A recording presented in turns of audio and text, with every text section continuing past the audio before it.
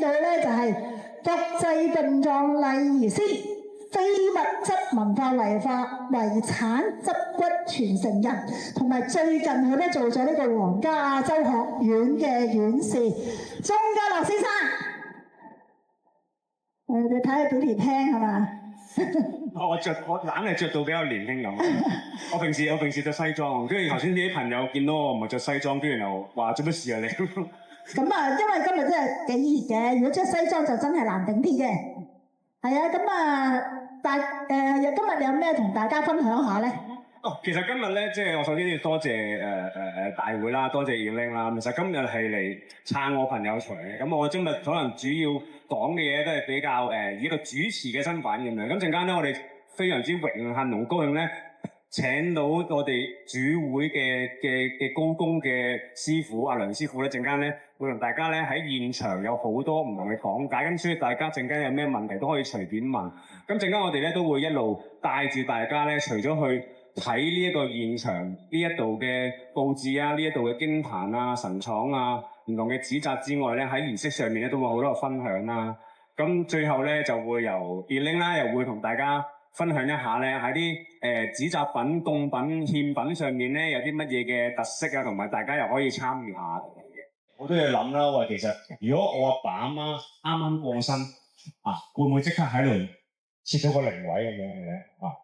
大家有冇諗過？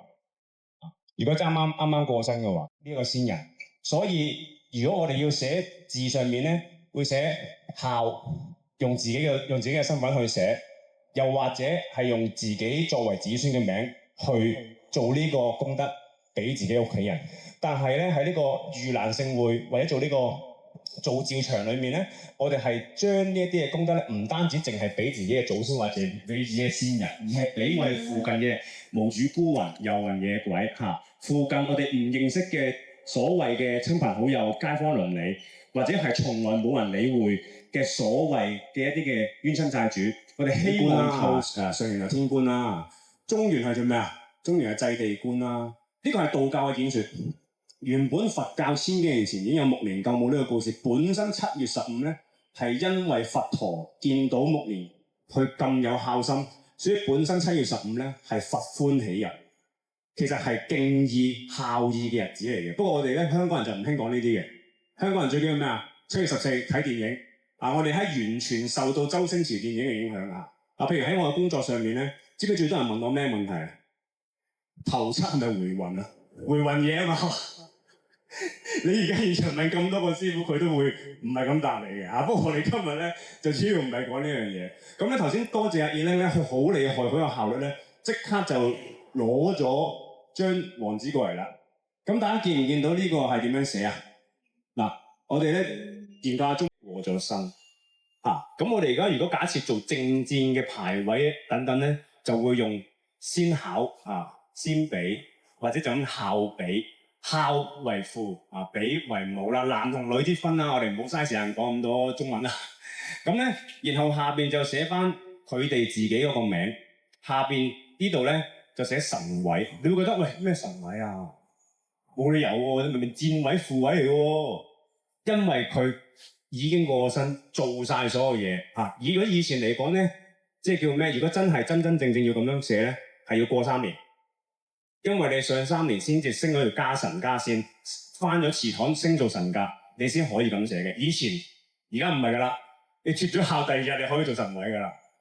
咪呢啲係與時並進啦即係唔好好似我成日咁樣講到懶係啲現代化，唔好咁樣不過咁咧，跟住咧就幫你哋咧做嗰個破地，即係做咗嗰個破地獄儀式嘅。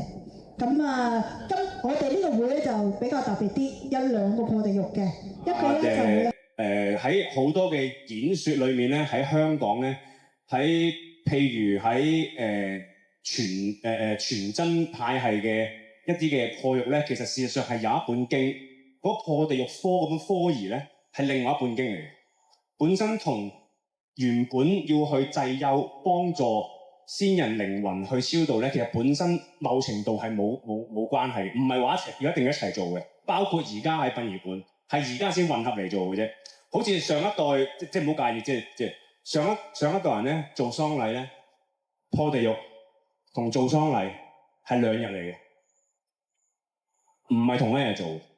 所以點解電影裡面講頭七好似同回魂一樣咧？其實係有根據嘅，因為慳錢。你本身打七齋，頭七嗰日打齋，但係點知你做喪禮諗住做埋同一日，咁不如順個便啦。如果你另外租個堂破個地獄咁樣又使萬幾兩萬蚊，係咪？最多嗱，如果今日邊個同我落訂就好啦，咁就好啦，都快㗎啦。唔好意思，我唔記得咗 sorry 有主會，主會幫我咁咧就sorry 答翻個問題。如果喺全真道裏，我應該直接答啲問題啦。全真道去破地獄咧，其實以前唔係淨係得破地獄呢樣嘢，有破十方、破五方、破沙城，但係有幾樣嘢唔同嘅，做法亦都唔同。喺全真派系裏面，好多嘅師傅啊，佢要用一啲嘅蛋上面畫一啲鬼樣，去象徵住每一個幽冥嘅守衛嘅阿頭，然後要用法杖再去擊破嗰一個地獄門，去拯救嗰個先人嘅靈魂脫離幽冥，早日去到下一個領域。咁其實當然喺正一派，即係南無師傅去做破地獄嗰個理念以及成個嘅流程嘅觀念咧，都係相類嘅。咁當然喺正一派，即係南無師傅做破地獄，譬如假設係好似喺殯儀館做咁樣啦，都係相對嘅，都係要有9塊瓦片，然後上邊係有一張鬼面去象徵住九幽，然後帶個先人得到超拔，去到下一個領域啊！唔好再逗留喺呢個幽冥咁耐啦咁樣。只不過喺正一派裏面咧，香港而家大家睇到南無師傅做係咪好多跳嚟跳去花枝龍劍啊？嗰啲唔係原本破到有嘅嘢，本經上面冇叫你跳嚟跳去嘅。呢個係粵劇。正一。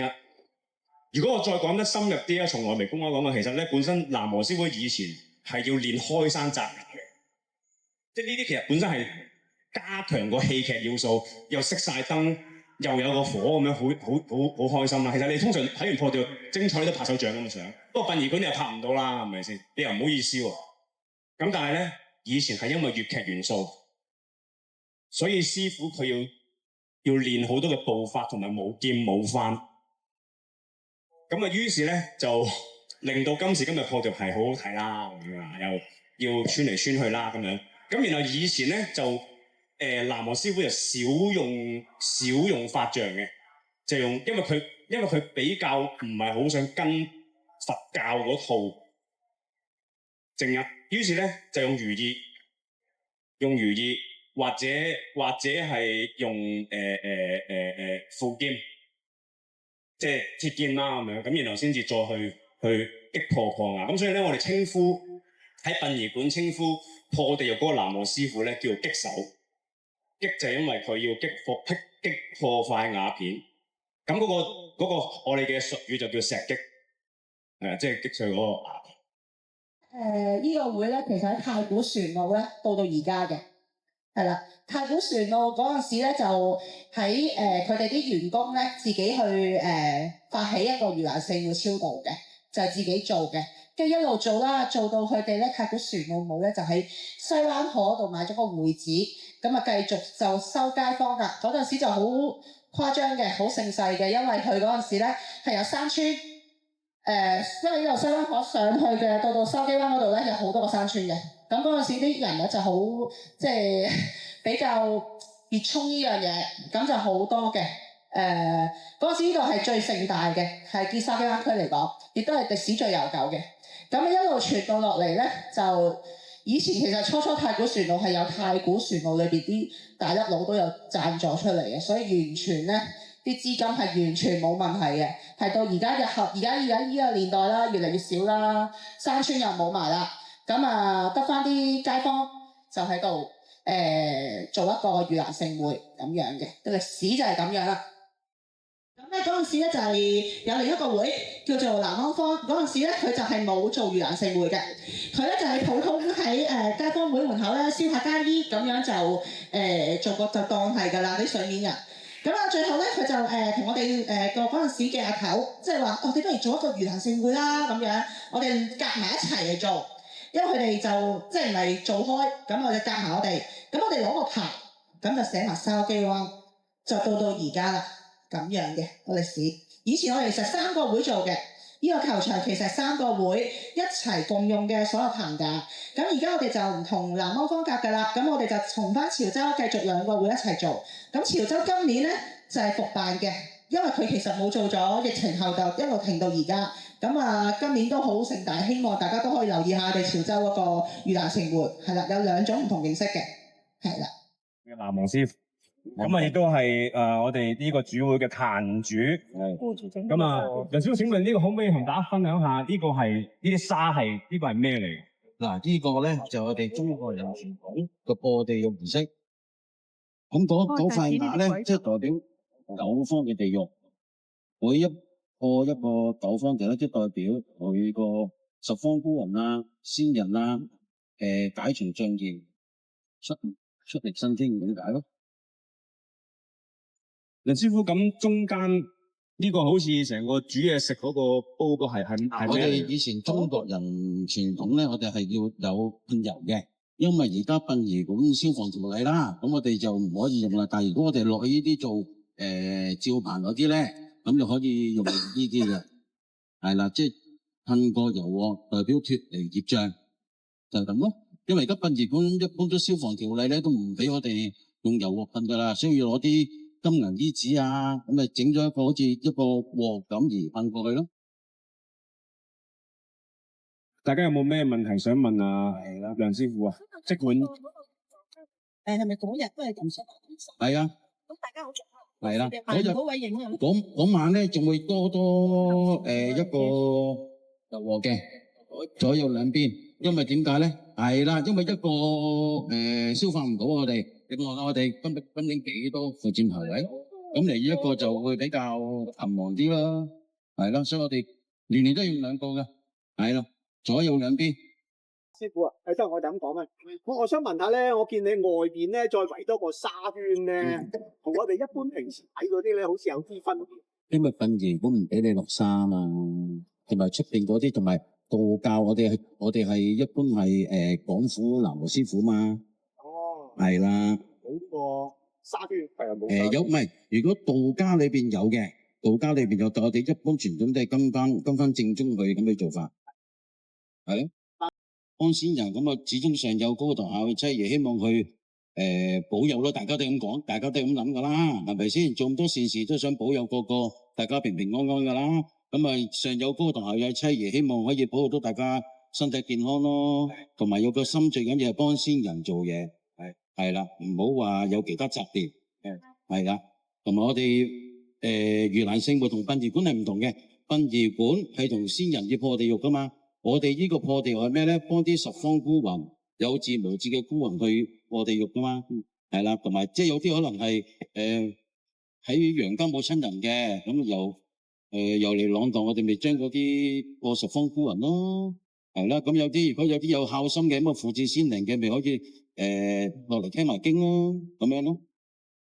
你哋帶住嗰個先人啦，咁樣扶住個老人家上橋咯，跟住過橋咯。咁師傅就會喺側邊帶住，同埋一路喺度念住經咯。咁啊，然後上個船早燈仙界咁樣。即係話我哋用完之後就化咗佢，話俾你聽已經做咗呢個動作啦，咁樣。坐馬就達天庭啊嘛要。係啦。咁啊，不如我哋過馬大士王。中間見到咧，手執揸住支筆嗰個咧係6半嘢嚟㗎。抹低我哋生前過往做過啲乜嘢，咁啊而去判決我哋㗎嘛。咁側邊嗰幾個兵咧，我哋俗稱叫做4個鬼卒。一件發財同埋一件大吉啊！都係離門網兩陰陽嗰啲啦。咁啊傍住個大士幽尊鬼王菩薩啦，個個都要。係。咁其實個大士王係應該係咪有啲咩化身嚟嘅？觀音媽咯，你中間見唔見到個觀音媽？有冇見到啊？你哋係啦，係啦，中間嗰度咧係其實係一個觀音嚟嘅。本身咧大士王咧就係觀音化身，咁但係因為咧佢咧觀觀音嘅樣咧就比較靚啦、仁慈啦咁。如果係咁樣咧，就根本 hit 唔到啲鬼怪，所以咧佢就做個大士王個面咧係惡啲、猙獰啲，咁樣可以咧去鉗制住嗰啲鬼啊。有啲咧就會用就咁黐紙就算㗎啦。咁我哋呢啲係摺甲嚟嘅，咁啊係手工係會多啲啦。咁同埋佢做咗之後咧，譬如我哋到時咧看住晒啦，你哋啦，跟住儀式完咗，咁我哋要化大事啦。化大事之前咧，我哋都會請個大士王落嚟咧巡遊一番啊。咁跟住咧就可以古老啲嘅，即係嗱，我唔知，因為我一路做都係漁民嗰類嘅，咁我哋咧就會捐個大士王腳底啊，咁捐咗之後咧就會平平安安、健健康康咁樣，咁啊跟住咧就會喺佢化之前咧就會去搶一啲咩咧，就係搶嗰啲金甲，搶嗰啲金甲咧就翻到去咧就擺喺銀包裏面咧，就哇一路順風順水啊！佢有時候咧，大士王係成個入去個爐嗰度化嘅，因為有啲咧可能啲爐細啊，佢就將佢拆件啊，咁咧拆件其實對大士王係好冇禮貌，係應該要全個咁樣放入個爐嗰度化咗佢嘅。你見唔見到上面有水喉喺度嘅？咁我哋咧一路燒衣咧，即係燒啲化啲扶箭袋啊嗰啲咧，就一路有啲水灑落嚟。點解要灑落嚟咧？就係盡量唔好俾佢啲煙咧，同埋嗰啲燒嗰啲灰咧周圍飛，因為咁樣咧係對左右前後嗰啲大廈咧唔係話太好。咁樣咧，我哋而家封住佢啦，因為我係第一就驚有啲人跌咗落去啦，第二咧就驚話哇，而家燒街衣，咁我哋都未開始，佢就係咁攞啲嘢嚟燒，咁又發生咗問題嘅話咧，就即係要本會負責就唔係咁好啦。咁所以我哋暫時而家呢個板咧就封住咗嘅。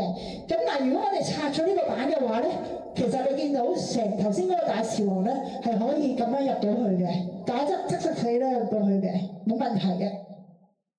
有啲咧，你見唔見得上面係加咗啲板喺度啊？係。咁咧就到時咧，我哋因為而家咧未開晒啊，其實基本上面咧會到時開埋嘅，因為暫時嚟講咧，我哋加到都冇得再加啦，已經即係已經全場爆滿啦，真係。加多塊板得唔得啊？冇啦，加咗啦已經。係咪現場而家再有人大家參加嘅附薦有？都接受唔到啦，唔好意思。我自己寫。明年請早啊！如果你哋想話要附薦俾啲先人嘅話，或者屋企爹哋媽咪啊，或者你哋啲祖先啊咁樣，你就明年請早啦嚇。香港人咩都要搶。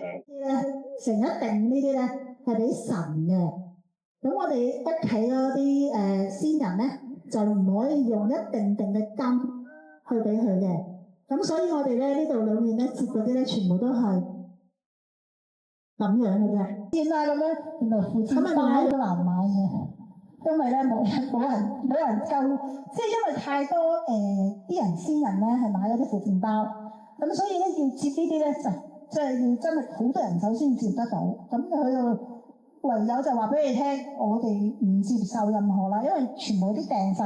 你見唔見得後面有啲箱啊？後面嗰度全部都係人哋訂咗嗰啲嚟嘅。好啦，咁我哋講下喎，咁啊，係。好啊，即係我去嗰啲辦事地方咧，問嗰啲負責人咧，佢話金銀你接嘅方式咧，佢有啲咧叫做值一兩，有啲值得零舍唔同嗰啲咧值幾多兩，咁你燒俾佢收咧個價值唔同嘅，即係咁解嘅啫。有啲接法唔同嘅。一張批錢就3文錢，所以點解你嘅上面有3個啲窿仔嘅？其實佢就唔係窿仔嚟，原本係要打咗或者畫咗或者寫咗，係有3個嗰啲古詞畫上去，為咗穿咗啲窿，就代咗3文錢。所以呢啲係唔值錢，即係點解俾街嘅？但係呢啲好似頭先阿吳英接呢啲接嗰啲金銀咁樣，啲卷軸式咁樣，咁啊好似古代一定銀咁咯。咁然後譬如有受金嘅咬角咁樣，其實簡單啲講都係心意嚟嘅，即係好似有啲家屬佢就要嚟到同要拎訂個醫生俾老人家，有啲人出錢擇價拔萃，有啲人又紮側邊，又有啲豆粉蓮花紙咁樣，又紮架龍船，有啲又紮啲花嚟，都係啲心意。所以就當然好難去證實佢嗰個面值啦咁樣。咁啊嘅蓮筒形咁樣啦，加小花啲蓮花。好靚。咁啊有陣時我都會翹呢啲送俾我老婆咁樣。講下啲啊。呢個咧當係玫瑰花㗎嘛。係。咁但係呢啲係蓮花咯，即係都係節咁樣，都係一種心意咯。啲人都會有。咁落到去入邊嗰啲咩咧？蓮花咯，因為呢啲其實係好多地姑師傅都會做。咁係咪錢緊要啊？呢啲蓮花咧？睇你去做嘅功德係點嘅？即係係佛教嘅，因為佛教嘅你哋就係希望能夠可以得到菩薩別樣得到西方，所以你能夠可以我唔包或者都係搭蓮花去到西方。但係而家喺道教嘅信仰裏面，一個人有3分7拍，其中佢講幾落嘅地都受審嘅。於是你係地下生，地下生我哋做咩啊？是死如是生啊嘛，你驚佢喺下面冇屋住啊嘛，因為人有人命，鬼有鬼命，先有先有。我哋唔知佢做鬼做幾耐㗎，點解有啲你好似呢件都分享過80幾歲爸爸，或者1幾歲，係因為佢可能佢屋企人受困於地府個空間幾人，佢仍然都唔能夠上到上一個嘅領域，咁我哋不如先一對嘢係我哋都唔解。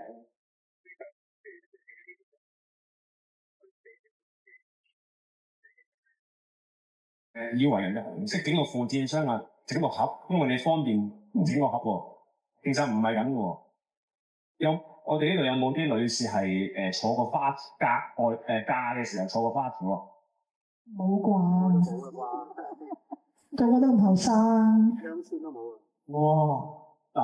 呢啲都上等人啊，真情嘅上等人。上等人，我問下上等人先。有錢。上等人，你嫁嗰時，你除咗坐，係咪前後有啲工人孭住啲木箱啊？現在我唔係見呢座花轎，我喺酒店入場嗰陣時，用嘅花轎房嗰邊。夠啦！我連花轎都未見過啊！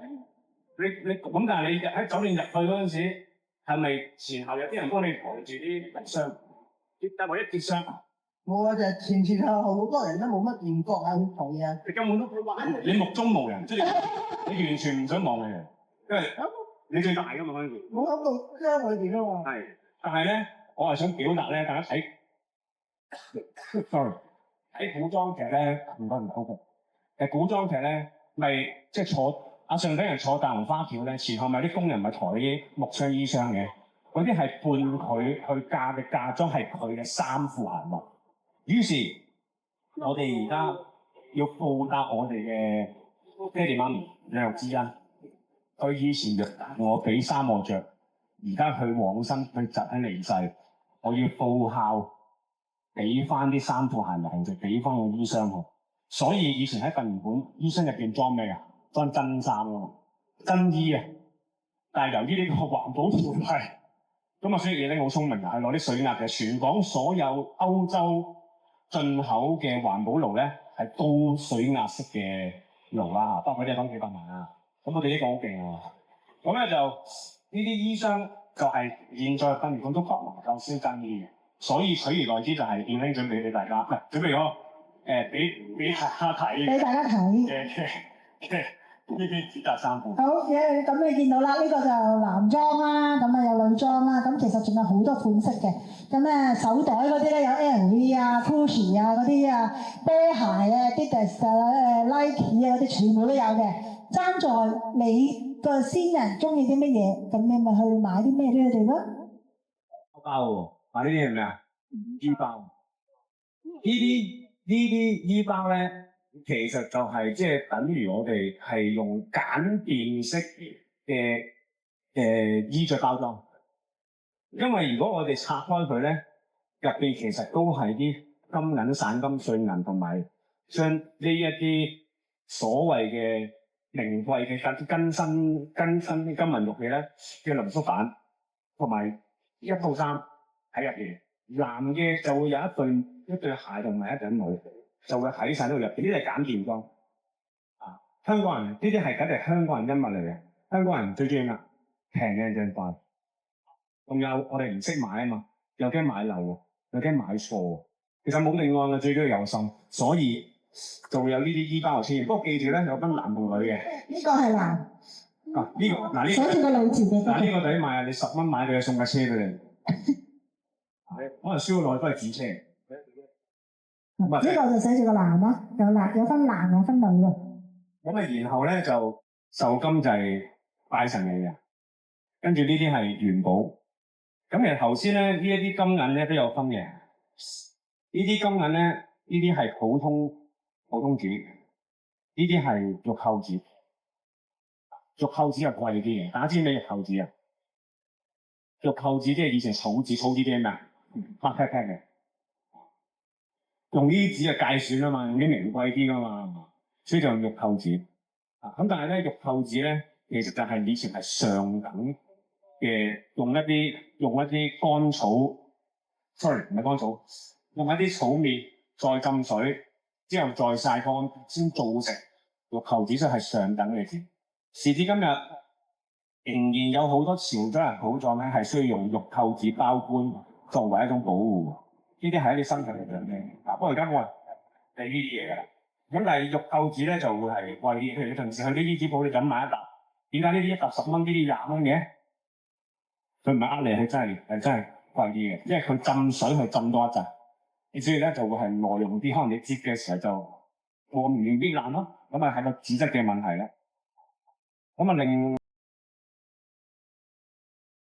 路票咧，我本身真係冇諗住講嘅，不過真係見係大家路票咧，全香港基本上喺市面買到嘅路票全部都有，因為入邊有好多字咧，經過多年嘅剪印再剪印咧，所以入邊其實好多字都係錯。